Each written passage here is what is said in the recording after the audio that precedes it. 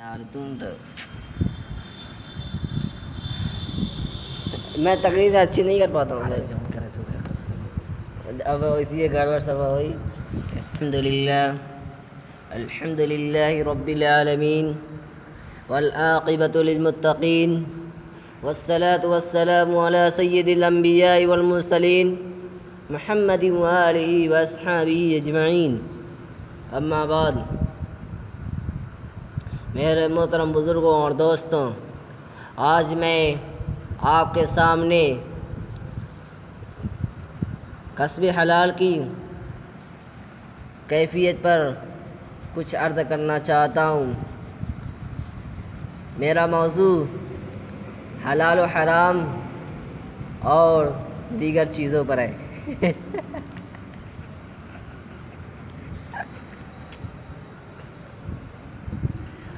آج یہ میں بتانا چاہتا ہوں،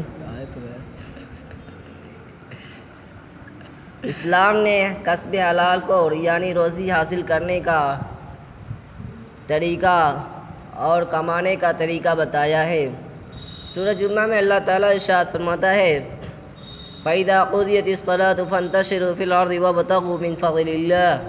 پس جب نماز ہو چکے تو اللہ کے فضل یعنی رزق کو تلاش کرو. سورہ قصص میں اللہ تعالیٰ ارشاد فرماتا ہے وَلَا تَنْسَ نَصِيبَكَ فِي الدُّنْيَا. دیکھ لے اب تو کہا ختم، جب اب رہے تھے مات کر رہتا. وَلَا تَنْسَ نَصِيبَكَ فِي الدُّنْيَا. تمہارا جو حصہ دنیا میں ہے اسے نہ بھول جاؤ. لیکن اسلام کمائی کے سلسلے میں دو باتوں کی خاص طور سے ہدایت دیتا ہے. ایک یہ کہ انسان خود کمائے اور خود محنت و مزدوری کرے، دوسرے کے آگے ہاتھ نہ پھیلائے. دوسری یہ کہ انسان جو کمائے وہ حلال و حرام کمائی نہ ہو. محنت و مزدوری اور اپنے ہاتھ کے کمائی کے حدیث کریمہ میں بہت فضائل آئے ہیں. ایک حدیث میں جناب محمد رسول اللہ صلی اللہ علیہ وسلم ارشاد فرماتے ہیں ان اطیب ما اکلتم من کسبکم.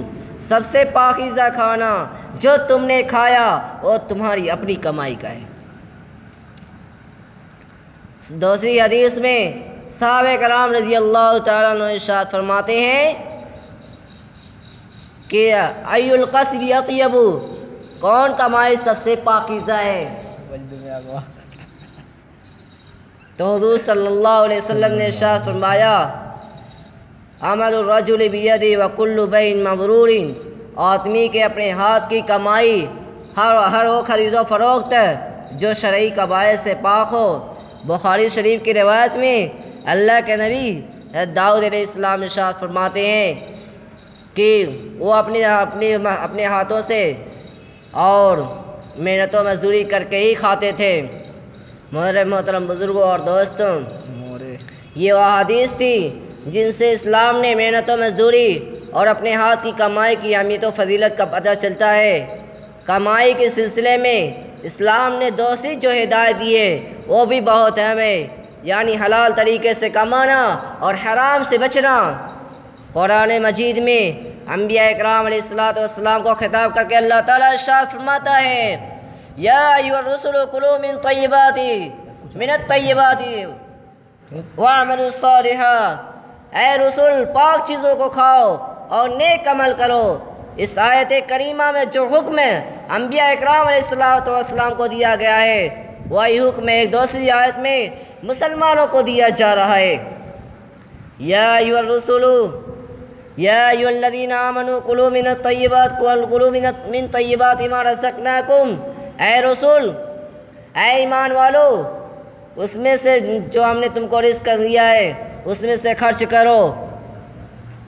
حضرت عبداللہ بن مسعود رضی اللہ تعالیٰ عنہ فرماتے ہیں کہ رسول اللہ صلی اللہ علیہ وسلم نے کسب حلال کو دیگر فرائض نماز روزہ وغیرہ کے بعد ایک فریضہ قرار دیا ہے.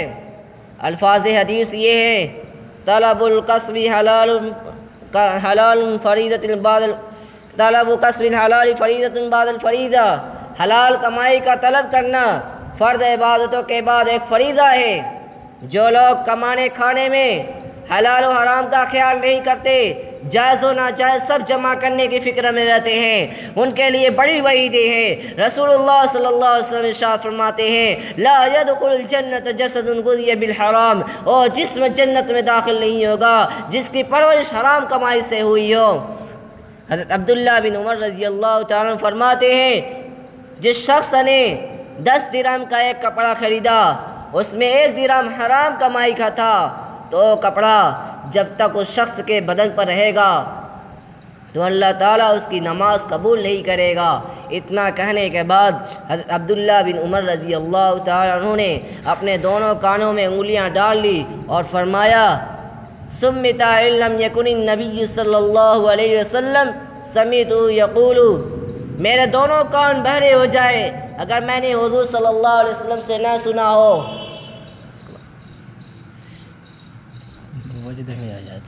ذرا سوچئے یہ کیسے رونگٹی کھڑی کر دینے والی بات ہے۔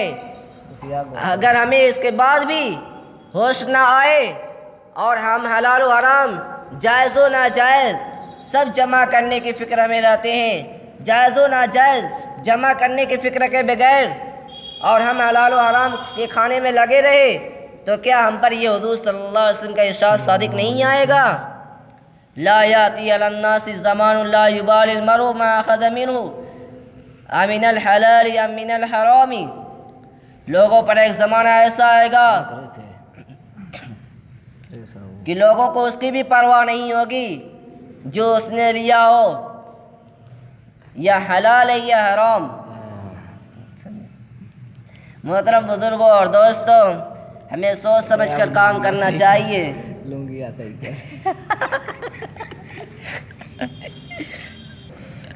ہمیں سوچ سمجھ کر کام کرنا چاہیے۔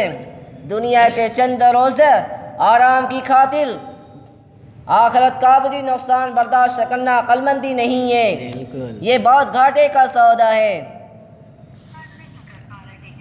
ہمیں حلال و حرام کے عالم میں ہمیں حلال کی فکر کرنی چاہیے اور حرام سے بچنا چاہیے۔ ہمارے پاس جو دولت آئے اس کو دیکھنا چاہیے کہ حلال ہے یا حرام، جائز طریقے سے آئی ہے یا ناجائز طریقے سے آئی ہے۔ محترم بزرگوں اور دوستوں، میں اس وقت حلال و حرام کی کمائی کی تفصیل بتانے کے لیے نہیں کھڑا ہوا ہوں، میں صرف اس لیے بتانے کے لیے کھڑا ہوا ہوں حلال و حرام کے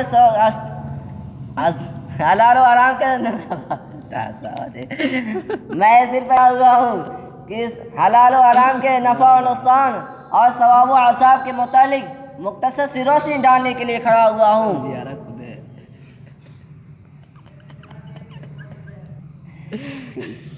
لیکن یہ بتا دینا ضروری سمجھتا ہوں، آج کل ہمارے سماج اور معاشرے میں ایک حرام کمائی سود کا بہت رواج ہو گیا ہے۔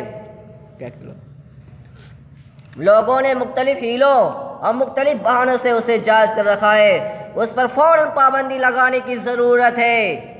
سود بہت بڑا گناہ ہے، سود خور کی اللہ تعالیٰ کی یہاں بہت سخت سزا ہے۔ ماشاءاللہ، اللہ تعالیٰ قرآن مجید میں ارشاد فرماتا ہے الذین یأکلون الربا لا یقومون الا کما یقوم الذی یتخبط الشیطان من المس، جو لوگ سود کھاتے ہیں اللہ تعالیٰ قیامت کے دن اس طرح اٹھائیں گے جیسے وہ شخص جسے شیطان نے لپٹ کر کھپتی بنا دیا ہو۔ دوسری جگہ ارشاد فرماتے ہیں الذین یأکلون الربا یا ایھا الذین آمنوا اتقوا اللہ وذروا ما بقی من الربا ان کنتم مؤمنین فإن لم تفعلوا فأذنوا بحرب من اللہ ورسولہ، اے ایمان والو اللہ سے ڈرو، جو سود ہے جو بقایا ہے اسے چھوڑ دو، اگر تم مومن ہو۔ اگر تم نے ایسا نہ کیا تو اللہ اور اس کے رسول سے جنگ مول لیتے ہو۔ اور جو سودی کاروبار کرنے والے اس آیت کریمہ کے بہت سخت وعید آئی ہے، اس آیت کریمہ میں بہت سخت وعید آئی ہے